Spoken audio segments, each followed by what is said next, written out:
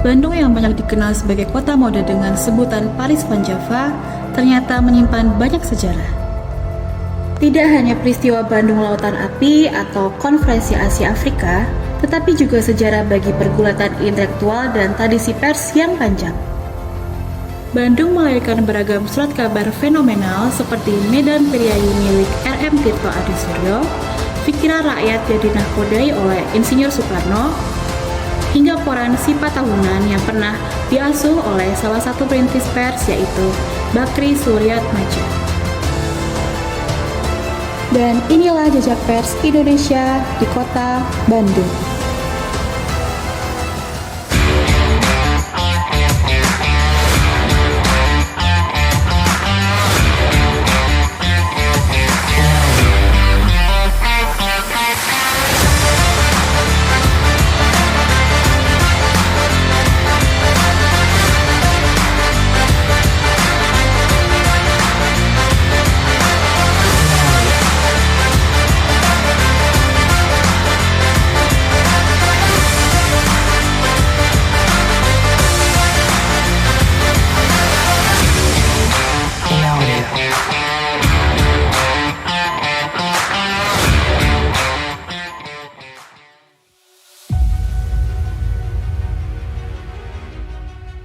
Nah, kalau misalnya kita berbicara tentang pers Bandung, memang jauh sebelumnya kita akan berhadapan ataupun kita akan mengetahui tentang asal-muasal pers di Bandung pihak Belanda sebenarnya, ataupun pemerintahan Belanda waktu itu Nederland Indi, dia menerbitkan koran Ed Sprenger Bode sekitar tahun 1896 di kota Bandung. Itu merupakan koran pertama yang diterbitkan di kota Bandung yang dikelola tapi oleh pemerintah ataupun oleh orang-orang dari Belanda. Koran ini merupakan koran yang sangat pro ataupun yang sangat mendukung ataupun yang sangat ekspos terhadap kebijakan-kebijakan pemerintah waktu itu. Sehingga ada pameo ataupun ada semacam sindiran kalau dalam istilah Sunda itu, waktu pembaca-pembaca di koran Sipa Tahunan dia menyatakan bahwa koran Ed Sprenger Bode itu semacam koran tidak uyahan. Kalau tidak uyahan itu semacam tidak ada keberanian, tidak ada hal-hal yang oposisi terhadap pemerintah. Dia selalu mengamini, selalu dia mengekspos, selalu dia mempublish hal-hal yang terkait dengan pemerintahan. Ini merupakan koran cikal bakal ataupun yang ada di Bandung yang dikelola oleh orang-orang dari Belanda gitu.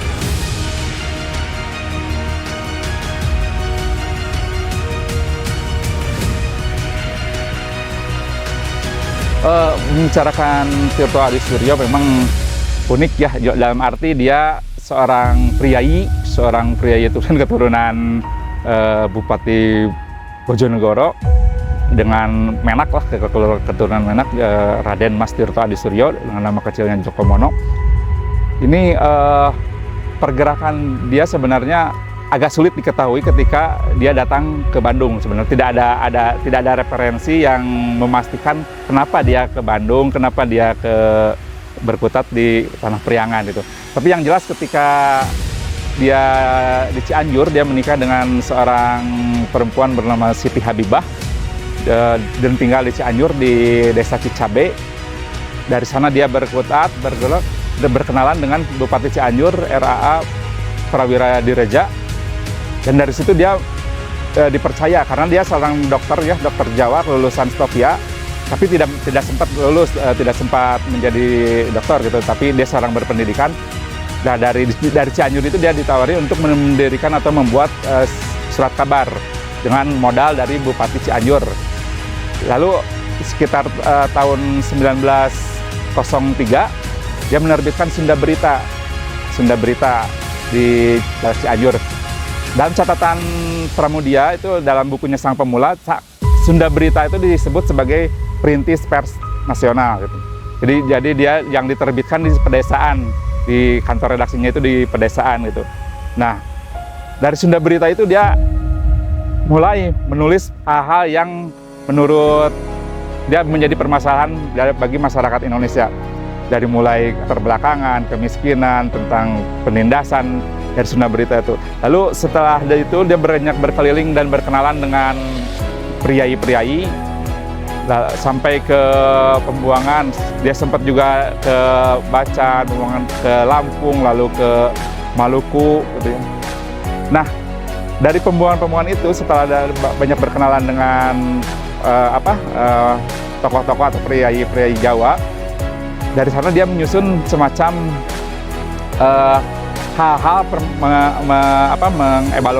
mengelaborasi permasalahan-permasalahan bangsa untuk dituangkan dalam satu surat kabar. Nah, dari Maluku itu dia mulai pergi ke Bogor dulu untuk membuat Medan Priayi setelah bertemu dengan para priayi di sana.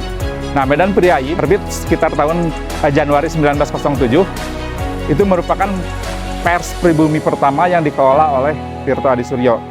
Ini diamini oleh para sejarawan seperti Profesor Nina Lubis, lalu Subagio IN dalam bukunya Sejarah Pers Indonesia. Dan saya juga mungkin salah satu yang termasuk yang setuju bahwa memang dari sinilah rintisan pers pribumi pertama itu dijalankan dengan indikator-indikator pertama. Medan Priayi dikelola oleh bangsa sendiri, dengan finansial sendiri, dengan keuangan sendiri, lalu dengan badan hukum sendiri yang didirikan Tirto sekitar tahun 1904. Itu dia membuat dulu badan hukum untuk menaungi, memayungi Medan Priayi. Dan ini merupakan cikal bakal atau badan hukum pertama yang dilakukan oleh seorang pribumi dengan semangat untuk pribumi tadi, dengan semangat kemandirian bangsanya. Jadi memang wajar ataupun tepat kalau misalnya Medan Priayi dijadikan patokan ataupun rintisan sebagai pers pribumi pertama. Dia lahir di gedung kalau sekarang itu Yayasan Pusat Kebudayaan di Jalan Naripan, atau tiga bangunan ke belakang dari Societas Concordia, Gedung Merdeka. Ini merupakan disinilah cikal bakal terbitnya Medan Priayi yang dirintis oleh Tirto Adisuryo.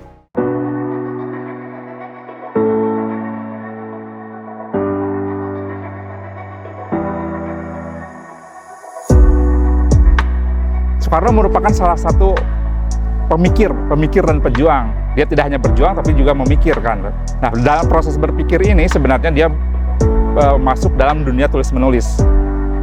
Setelah berawal dari datang ke Bandung ketika tahun 1921, lalu dia sekolah di THS, Teknik Hogeschool, ITB sekarang. Dia itu sebenarnya sudah aktif menulis tentang permasalahan-permasalahan bangsanya. Dia semakin intens ketika itu dia mendirikan PNI pada 4 Juli 1927. Ini semakin intens. Nah, sebelum mendirikan PNI, dia mendirikan dulu Eglimen Studies Club, jadi semacam klub studi untuk membicarakan permasalahan-permasalahan bangsa di Bandung gitu. Nah, cikal bakal ini sebenarnya yang dirintis oleh Soekarno untuk mendirikan surat kabar Suluh Indonesia Muda atau Jurnal Indonesia Muda. Dalam Jurnal Indonesia Muda ini merupakan tulisan pertama yang paling fenomenal dari Soekarno adalah tentang nasionalisme, Islam, dan Marxisme.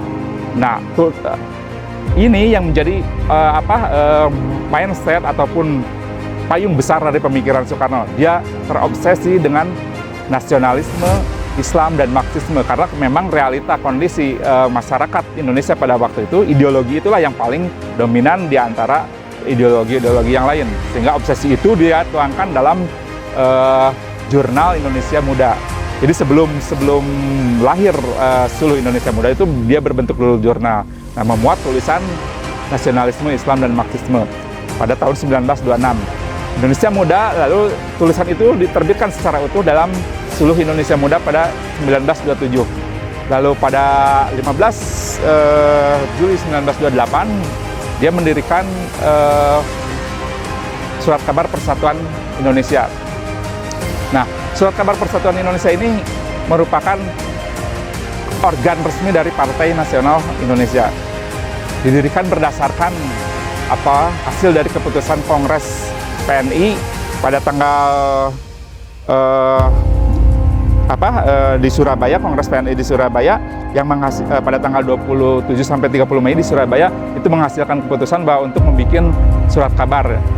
Persatuan Indonesia, Soekarno banyak menulis dengan menggunakan nickname atau nama samaran gitu, nama tidak menyebut Soekarno, tapi dia disingkat SK, jadi SK gitu, dalam tulisan-tulisan yang dimuat di Persatuan Indonesia itu. Nah, Persatuan Indonesia sempat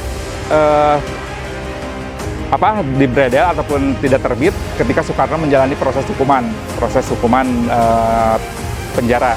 Nah, untuk keberlangsungan Persatuan Indonesia lalu diserahkan kepada istrinya Inggit Ganarsi, Ibu Inggit, dengan dibantu Mr. Sunario untuk tetap menjalankan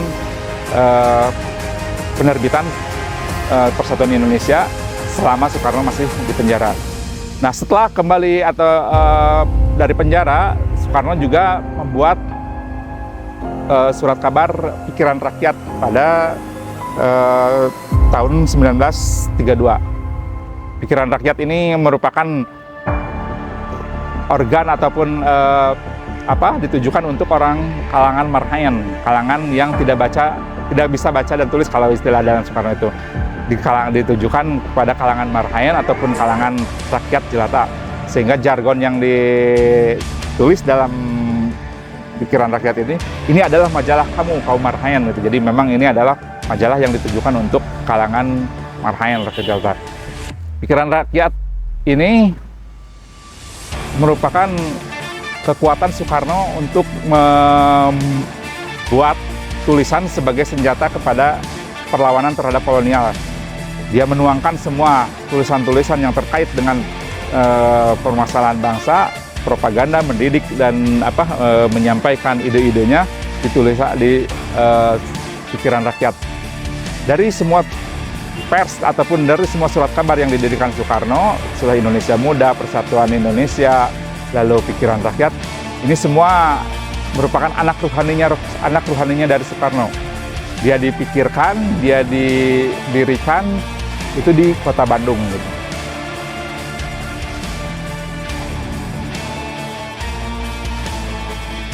Jepang ketika di Bandung itu pertama kali pada tanggal 6 Juni 1942, Jepang mulai dengan barisan propagandanya mulai menertibkan ataupun memberangus pers-pers yang ada, surat kabar yang ada di Bandung.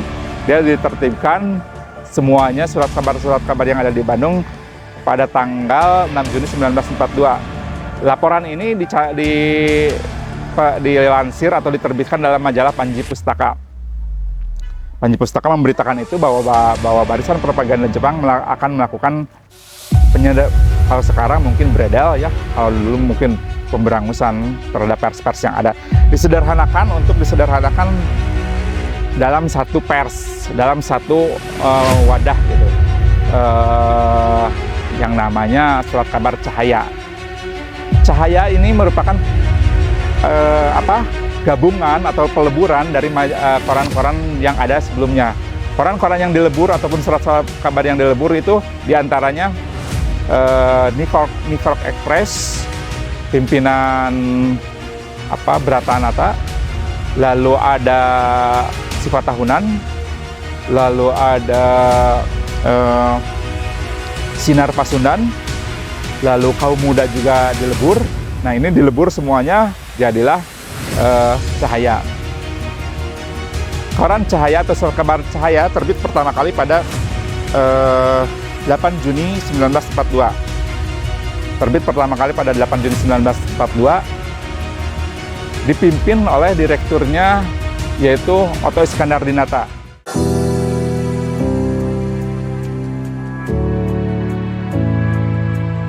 Kita mencatat Sifat Tahunan. Dalam catatan saya merupakan koran lokal ataupun koran yang berbahasa daerah. Bahasa daerah pertama yang hidupnya ataupun ininya relatif lama ya, relatif panjang gitu. Dia terbit pada tanggal 23 April 1923. Ini berdasarkan Sifat Tahunan berdasarkan kongres ataupun pertemuan Paguyuban Pasundan pada tanggal 25-26 Desember 1922 di Balong Gede di dekat alun-alun sekarang atau SMA Pasundan 1 mungkin ya sekarang. Kalau misalnya kita berbicara koran Sunda lain yang sekarang Mangle, kalau sekarang masih merupakan salah satu-satunya mungkin ya koran berbahasa daerah yang masih eksis. Mangle dia terbit pertama kali pada tanggal 21 November 1957 di Bogor. Ini merupakan rintisan pertama ataupun terbitan pertama dari Mangle 21 November 1957 dengan cover perempuan namanya itu Ika Rostika.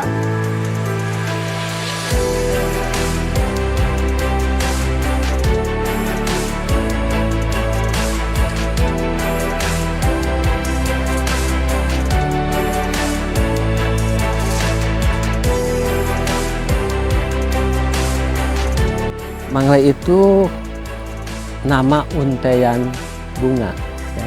Bunganya bunga melati gitu. Nah, kalau kita tahu kalau bunga itu kan harum.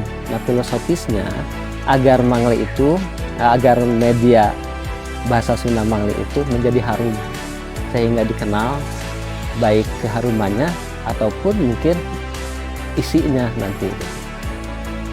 Semangat yang mendasari mendirikan Mangle itu karena merasa bahwa orang Sunda itu harus tetap mencintai bahasanya, mencintai budayanya, dan terus ikut memelihara dan mengembangkan bahasa dan budaya itu. Penyebaran Mangle ini tidak terbatas oleh administratif kepemerintahan sekarang gitu. Karena Jawa Barat itu kalau dulu itu nama Jawa Barat kan muncul pada tahun 1925 itu nama Jawa Barat itu. Nah, Jawa Barat dulu itu bukan Jawa Barat sekarang luasnya dulu itu. Kalau dulu itu yang disebut Jawa Barat itu meliputi 4 keresidenan. 1 Banten, 2 Batavia, Jakarta. Kemudian keresidenan Bogor, kemudian keresidenan Priangan dan keresidenan Cirebon. Ya. Nah, yang sekarang kan sudah 3 provinsi. Nah, untuk pembaca Mangle itu melewati batas-batas administratif provinsi, bukan hanya di Jawa Barat. Bahkan sampai ke, kalau yang penyebaran secara pribadi itu ada yang ke Kalimantan, Papua itu hanya perorangan. Tetapi secara komunal itu masih di Jakarta. Berkembang, bahkan cukup banyak. Terus daerah Banten, karena tadi itu ya, asalnya juga Jawa Barat, kemudian di Brebes. Mangle punya moto ya. Kalau dalam bahasa Sunda itu motonya itu ada di tulisannya Ati Sunda, Jati Sunda, Jajaten Sunda. Yang artinya itu Mangle itu orang-orang Sunda itu harus memiliki hati-hati orang Sunda. Jati dirinya jati diri orang Sunda, dan keberaniannya pun keberanian orang Sunda. Nah, harapan yang dimuat di tagline itu harus menyebar kepada semua masyarakat penutur bahasa Sunda gitu. Nah, dengan demikian kami berharap bahwa Mangle itu bisa dalam bahasa Sunda itu bisa ngejelan zaman atau bisa mengarungi zamannya, melintasi zamannya gitu. Dan bagi saya dan kawan-kawan optimis karena akan selalu kami merasa terancam gitu.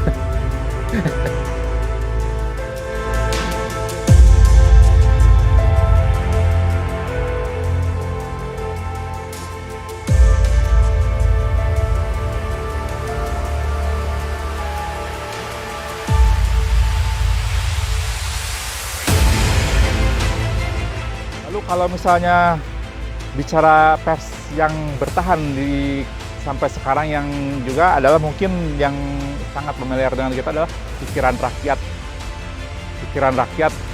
Pikiran rakyat merupakan sudah menjadi ikon ya, mungkin sudah menjadi kebanggaan, sudah menjadikan simbol dari destinasi Jawa Barat itu sendiri, di samping dari kulinernya, wisatanya. Nah, dari segi informasinya mungkin salah satunya pikiran rakyat, walaupun sekarang mungkin semakin banyak koran-koran lokal yang berbasis Jawa Barat itu. Pikiran rakyat sendiri merupakan terbit pertama kali pada 30 Mei 1950. Kalau dalam catatan saya di buku Jejak Pers, di Bandung itu terbit pada 30 Mei 1950 dengan pemimpin atau didirikan oleh Jamal Ali. Tagline yang dibawa waktu itu adalah mengajak pembaca berpikir kritis. Karena memang pada waktu itu setiap pers ataupun setiap surat kabar kemungkinan bersifat partisan atau keberpihakan.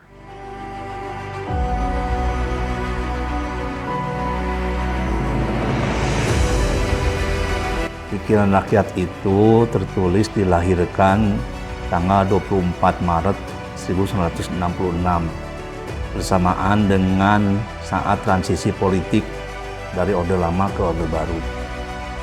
Meski nama pikiran rakyat sendiri sudah dikenal sejak tahun 1950 sebagai warta harian yang diterbitkan oleh Bandung NV. Yang menjadi pembeda pikiran rakyat yang lahir pada saat transisi dari Orde Lama ke Orde Baru dengan pikiran rakyat sebelumnya adalah momentum dimulainya adanya peraturan pemerintah melalui Departemen Penerangan tanggal 25 Maret 1965 tentang kewajiban semua surat kabar untuk berafiliasi kepada partai politik dan organisasi massa tertentu. Peraturan tersebut membuat wajah pers nasional makin bermuatan ideologis. Banyak saat itu media-media massa itu menjadi corong parpol dan ormas. Pemilik warta harian Pikiran Rakyat sendiri saat itu dengan adanya peraturan tersebut mengambil langkah dengan menerbitkan surat kabar mercusuar yang berafiliasi ke sebuah ormas keagamaan. Sedangkan sebagian wartawan dan pegawai yang dipimpin oleh Sakti Alamsah yang saat itu menjadi pimpinan redaksi memilih tidak bergabung. Warta harian Pikiran Rakyat sendiri mulai Januari 1966 tidak terbit lagi. Di tengah masa menganggur tersebut, beberapa wartawan senior warta harian Pikiran Rakyat yang lama melakukan kontak dengan beberapa perwira di Kodam 3 Siliwangi atau Kodam 6 sekarang ini untuk membahas masa depan Pikiran Rakyat.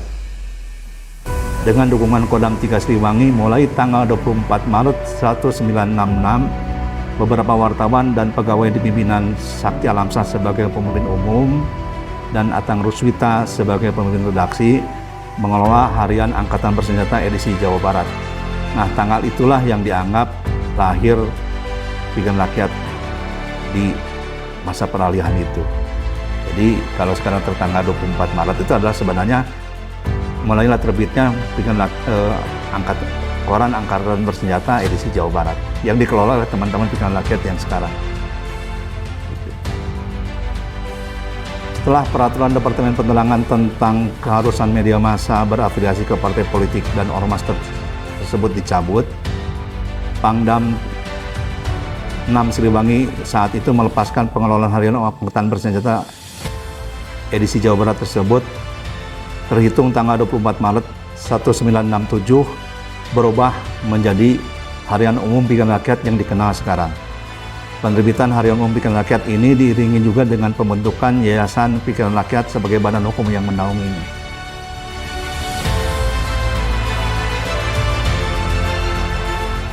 Kalau misalnya kita bicara tentang periodisasi, bagaimana sebenarnya pers di Bandung dalam periode mana ia berbicara atau dalam periode mana perkembangan itu terjadi yang begitu pesat, tentu ini akan disesuaikan atau kita akan melihat konteksnya pada waktu itu.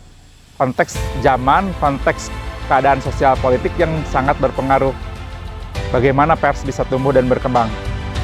Kalau misalnya kita setback ke belakang, tentu era demokrasi liberal atau pasca kemerdekaan Republik Indonesia, banyak sekali pers-pers yang tumbuh, yang lahir, yang berkembang.